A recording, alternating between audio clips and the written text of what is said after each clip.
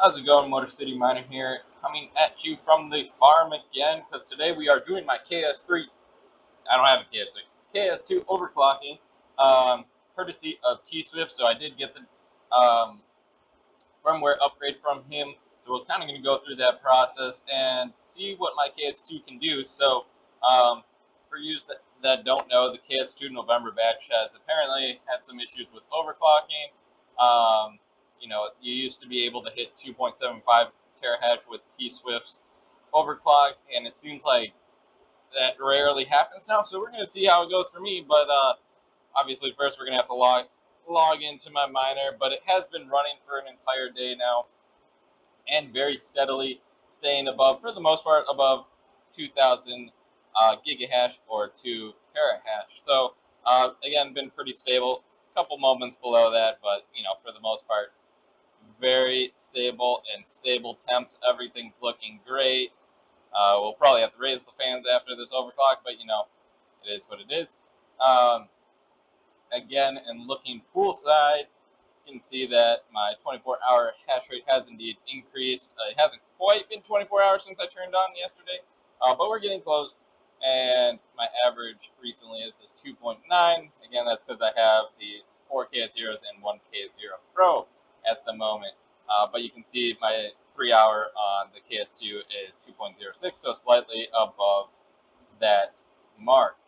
Now, like I said, I'm going to try overclocking this. So there is a whole process that you have to go through. We're not going to change any of this. You're going to go to firmware upgrade. Now, again, I got the T-Swift overclocks. There are free overclocks out there, but supposedly those are even worse on the KS2 November batch. Anyway, so that's kind of up to you. I've really liked the T-Swift overclocks on my KS0s and KS0 Pro, so that's what I have decided to do. So I, paid T-Swift a developer fee and got the file. So obviously, the first thing you would need to do is download that file from him and essentially unzip it, which I have already done. And then he also provides a README file with it, which it just is like a little instruction packet. But anyway, so we're going to select file. We're going to go to where we downloaded stuff. And I will select that file and pop it in here for you guys. Did forget that you are supposed to restart the machine prior, so doing that real quick. So once it reloads here, we'll get on to it. All right, so my KS2 has indeed been reset and restarted. So now that we are done that process, now I will upgrade the file. And with T-Swift overclock, at least for the KS2, at first it says in the instructions to try the non-H version. So I have selected the file here that doesn't have an H appended at the end, which is exactly what you would want. And then you're going to press update. It'll take a few moments. It will then say operation succeeded. You press OK. It'll prompt you to restart the mining machine. Press OK. And it should restart on its own. Now, I don't always trust ASICs when pretty much every ASIC when you upgrade its firmware will say, oh, press this button to restart. I feel like it's hit and miss, no matter the brand, if it actually does. So I always, even once it does restart it again. But we'll see here if all our firmware information down here below changes. Hopefully it does. And yeah, once it loads back up, we'll see what it says. So it does look like it has indeed rebooted. You can see the GUI has updated to have T-Swifts. It's a little image here. Again, this is the same as his KS0 overclocks. I assume as well as his KS0 Pro, which I will be doing as well. But it does look like it has at least partially gone through. We'll make sure here in a moment that it has indeed fully gone through. I guess I have to shrink shrink it so I can see this sidebar. So apparently that sidebar, when I'm at 100% zoom, I cannot see the bottom of it. So kind of a GUI error there, but whatever. So we'll go over to mining settings. It did save my information, so it looks like we're good to go.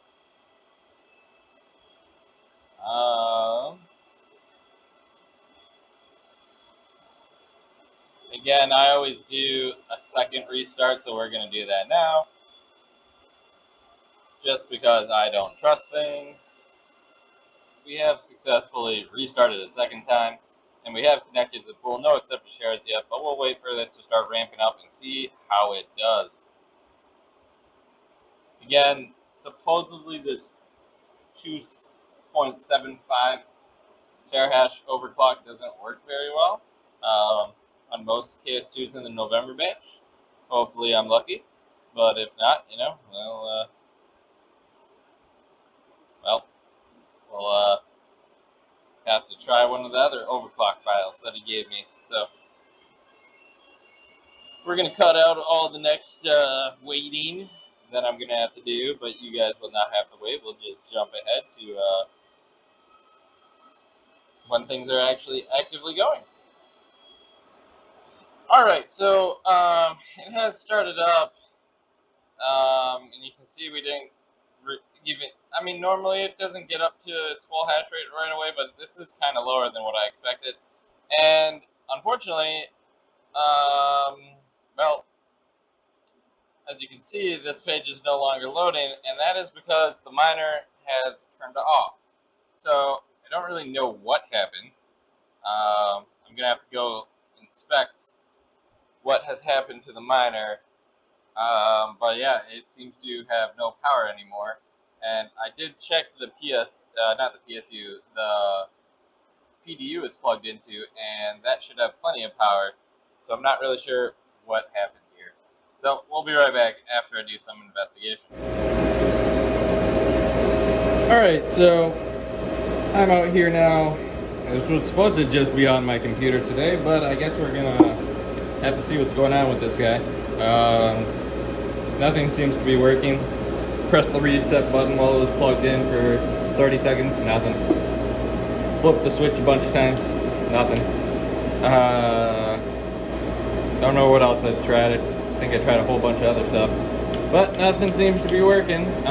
Again, I did check the circuit. Circuit's fine. We can go check out the PDU, sorry, not the PSU. The PDU in this room. See, it's on, it's fine. Only pulling 4 amps at the moment for one of the Octaminers. Apologies for the loudness. I forgot my adapter so I can plug my microphone into my iPhone. But so yeah, we're gonna have to open this up, see what's going on, see if we can get the PSU working. For some reason it's just not doing anything, so be right back once we get this opened up. Alright, so the first thing I noticed opening this up is the PSU is very, very hot, and this has been unplugged for quite a while now. And yeah, I'm curious if maybe something happened with the PSU. Kind of weird. I mean, Overclock shouldn't pull that much, but we'll see. Again, when I turned this on, like, the PSU wasn't even powering on. So I'm thinking I'll just try the PSU, see if we can get the PSU working. I'll take it off here, just gotta detach the bus bar, and see if we can get this guy up and running again. Alrighty, so I'm about to take this off, but I did grab, I have another mining PDU. This was for a GPU miner back in the day that has the same pinout as this guy. Not all PSUs, this type of PSU have that. Some have two, like, here's another example of another one I brought over, hoping it was the same. You can see this one only has the 2 pins, so, well, it actually has 4, but 2 are like kind of stacked back there, but I need 4 in a line, to meet up with this bus bar, as you can kind of see there. So I do have one that will in fact work with this. If I do need to swap PSUs. This one's actually a little more powerful. This has 2,500 watts, whereas this is only rated for 2,000. But we're gonna see if we can just get this up and running first, because I'd rather use the one that came with it. This guy is, well, it's just old. I mean, it works fine, but it is loud. This is one of the loudest PSUs I own. It is obnoxious. But, so yeah, let's take this guy off and see if we can get this guy working. Alright, so once you got those 4 bolts off that attach to the bus bar, you're going to want to slide this guy forward. So it's on a little carrier, which you can see once I get this out. So yeah, there's like this bracket carrier that it is attached to that slides in between those 2 rails there. But it's out now. I'm gonna make a little room on my desk here. It's still on fire. I mean, not literally, but like it is hot. I wonder if maybe it overheated. Hopefully it didn't break, but very possible. Anyway, we're gonna, now it is a little cooler, so I'm gonna try plugging it in, see if it does at least turn on. These PSUs, you know, they have the fan, so you can know if they're on or off, even when they're not attached to the miner. So let's put it over here on our little shelf, see if it at least turns on again. It'd be cool if it did. Can't do this one-handed, so I'll be right back. Alright guys, so I do believe, in fact, that this PSU is dead. It would not power on no matter what I did. It is now cool to the touch. And still nothing. So I guess we fried it. I guess that's just bad luck, I guess. I mean, yes, I overclocked it, which will draw more power, but you know, it still should have been fine, so a little disappointed there. So we're gonna see if we can get this guy, you can see it's pretty much the same, working instead. I do got to make sure that these pins are the exact same. So on the one that comes from IceRiver and how it attaches to your bus bar, these are your actual leads, and these 2 exterior ones are grounds. So I need to confirm that that is the case on this one. I believe it is, just looking at it. So yellow are hot, and these are black, which generally is ground. Or neutral, so it's probably correct, but again, I want to double check before I go through with this. So we're gonna take these off. I haven't used this guy in a long time. I did test it already, it does start up, but we're gonna take these off and see if we can see what they're labeled as. Hopefully they are indeed labeled properly to match up with ground, and then 2 hots, and then another ground. All right, so I did confirm. It's really impossible to see, but these are labeled deep underneath. You can kind of see the writing. So there's ground, 2 12 volts, and then another ground. So it is in fact the same, but I did notice a slight difference.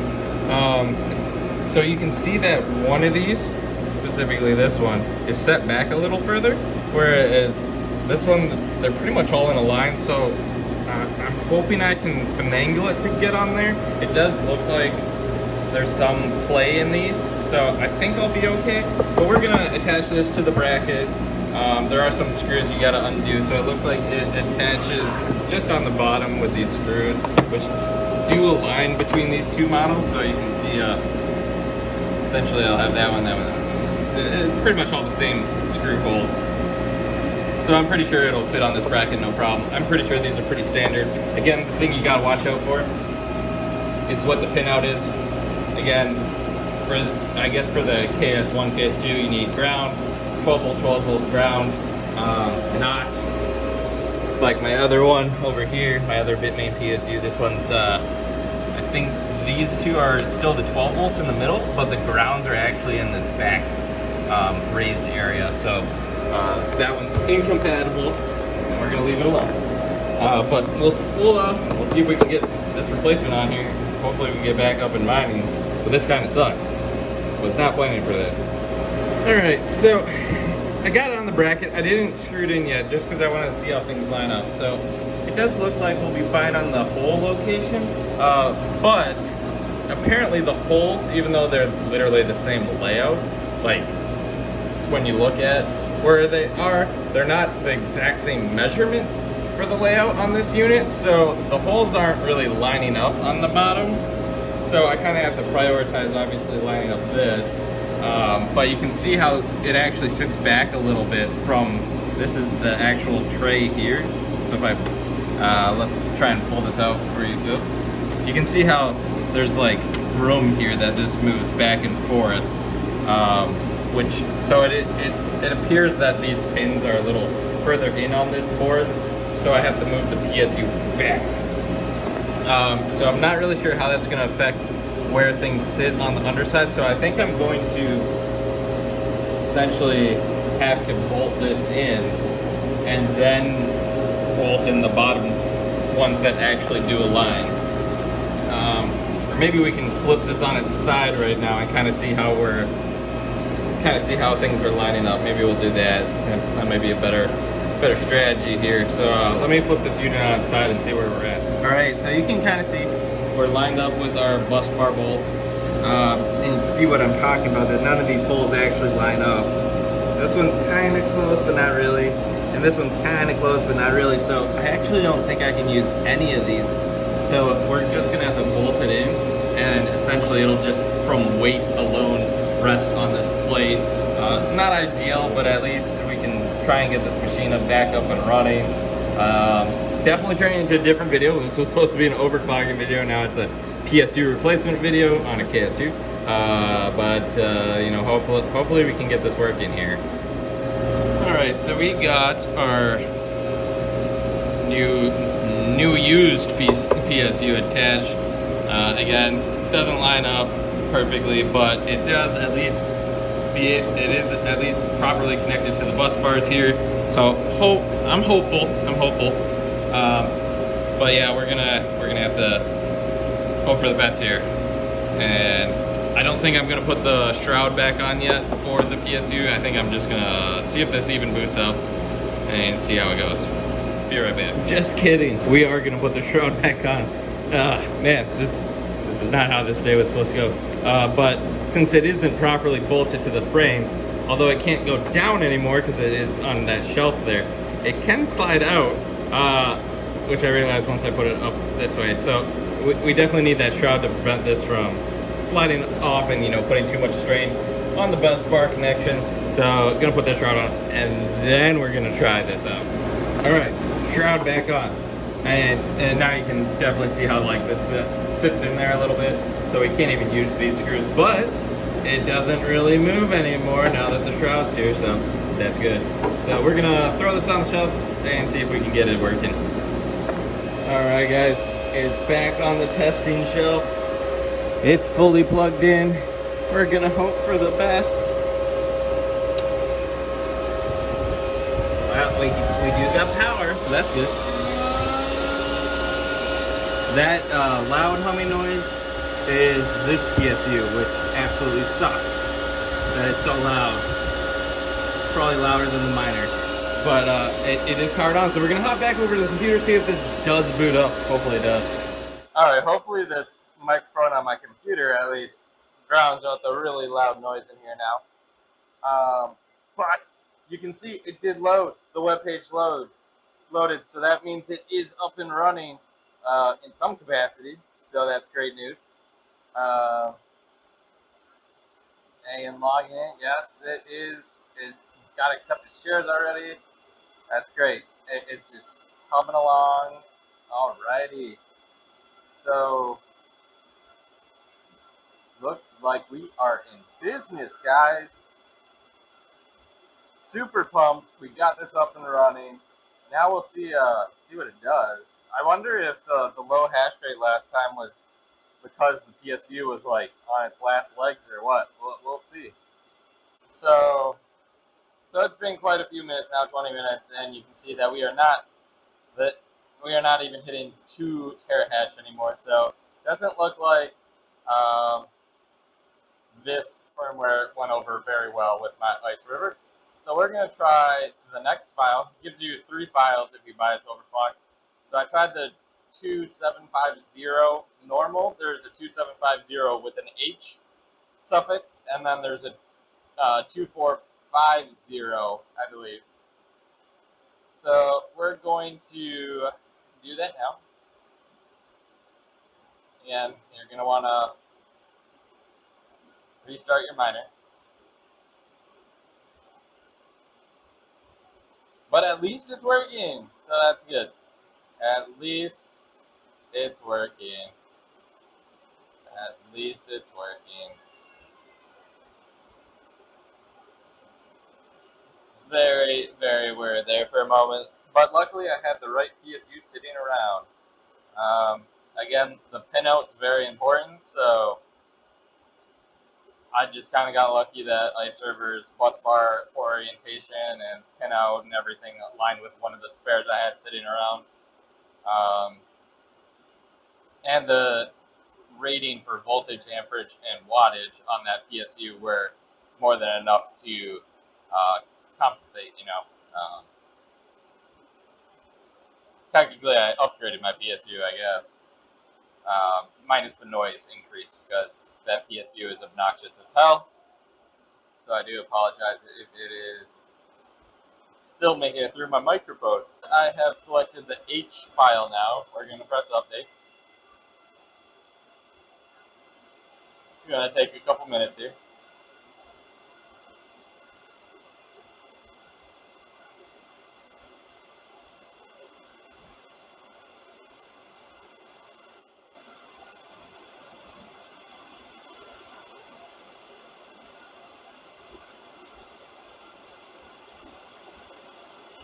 And it will restart itself, or supposedly. Again, we'll just wait for it to come back up here and see what we're doing. It did just reboot, and it has connected, so we will see if this is any better. If not, we might have to try that 2450 that apparently most of the November batches are having to use, just because apparently there's been a lot of bad silicone in this November batch. But I'm still hopeful. I am hopeful that we can do it. Maybe. It looks like we have passed that 5-minute mark, so hopefully when I refresh here, we're going to get some information. Come on. Well, that's better. That's better.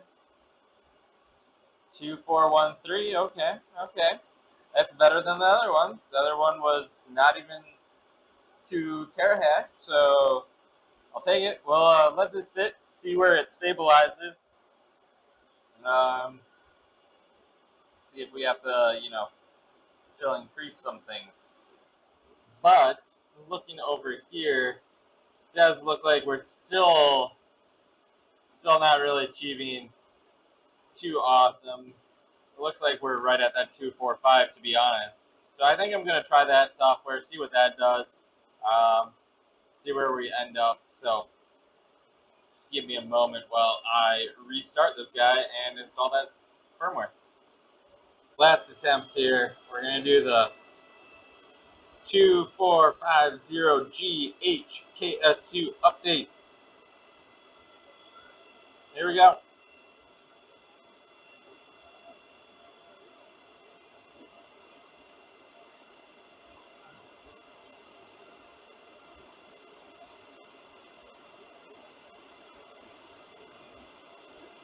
Hopefully we have some success, finally. Alright, operation succeeded. We're going to restart the miner. Alright, I'll wait for it. Hello. We've been up and running now on the 2450 firmware for a little while now, and you can see we are pretty steadily hovering at actually about 100 terahash more than that, so that's nice to see. Looking like we're at 2550. So an extra 100 gigahash, which is nice. Not quite the 2750 that other earlier KS2s could achieve, but so far so good. So I think we're going to leave it on this for today. Again, Sorry this became a long video, a PSU replacement video, but we have successfully overclocked our KS2, so that's great to know. Again, thanks T-Swift for the overclocks. Love them on my KS0s and now my KS2, and look forward to doing it on my KS0 Pro once you guys iron out some of the nuances of that. I know that there were some, there was like the very first batch of KS0 Pro overclocking that happened. There were some ups and downs, so I know they're working on stabilizing that and dialing it in. But look forward to trying that out once it's ready. But yeah, for now we're done with our KS2 for today. It's up and running. It is hashing. It has a newish PSU since I killed the OG factory one. Taught you guys how to replace your PSU. So there you go. Little unplanned, but that's all I got for now. So comment down below, like, subscribe, and that's all I got on my IceRiver cast mining journey. Until next time.